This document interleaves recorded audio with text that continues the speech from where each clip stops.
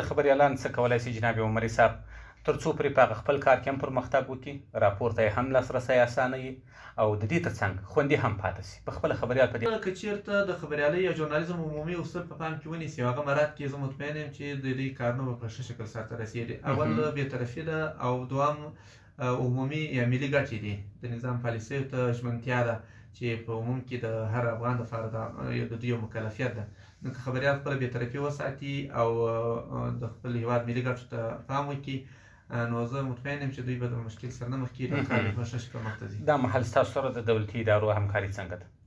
الحمدلله د دولتي ادارو همکاري ډېر ښه ده. موږ د افغان خبریالانو د خوندیتوب کمیټې په نوښت باندې میاشتنۍ ناستې لرو چې هغه 11 کسیزه کمیټه ده. حتی د اړتیا پر مهال د هغې تعداد د ګډونوالو زیاتېږي چې په هغې کې د مرستیال والي صاحب په مشرتابه باندې جوړېږي. چون د والي صاحب مصروفیتونه زیات دي، ډېر وخت مرستیال والي په راس کې د اطلاعات فرهنګ ریاست په همکاري او زموږ خپله د افغان خبریالانو د خوندیتوب کمیټې په همکاري.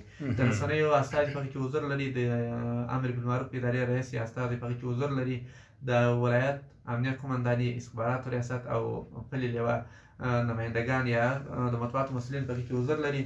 نو ډېر مسایل چې شریکېږي په دغه میاشتنۍ ناسته کې شریکېږي او حل ورته پیدا کېږي. موږ الحمدلله په دغه برخه کې کومه ستونزه نه لرو. په اوایلو کې ځینې